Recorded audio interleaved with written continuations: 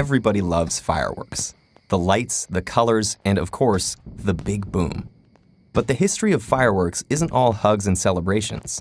Long before epic fireworks displays, chemists in China invented the key ingredient that propels those bright lights into the sky. That invention was what we now call gunpowder.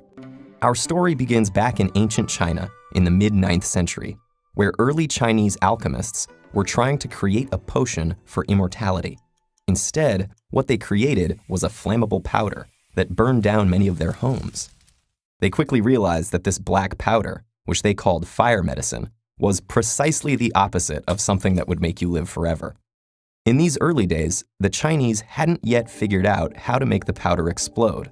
It was simply very flammable, and their armies used it to make flaming arrows and even a flamethrower. But once they figured out the right proportions of ingredients to create a blast, they began using the powder even more, creating fireworks to keep evil spirits away and bombs to defend themselves against Mongol invaders. It was these Mongols, most likely, who spread the invention of gunpowder across the world. After fielding Chinese attacks, they learned how to produce the powder themselves and brought it with them on their conquests in Persia and India. William of Rubruck, a European ambassador to the Mongols, was likely responsible for bringing gunpowder back to Europe around 1254. From there, engineers and military inventors created all kinds of destructive weapons.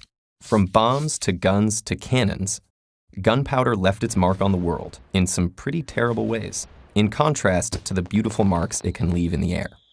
So how does black powder propel fireworks into the sky? You might have seen old westerns or cartoons where a trail of gunpowder is lit and it leads to a large and obviously explosive barrel. Once the fire gets to the barrel, a large boom occurs. But why doesn't the trail itself explode? The reason is that burning the powder releases energy and gases. While the trail is burning, these are easily released into the surrounding air.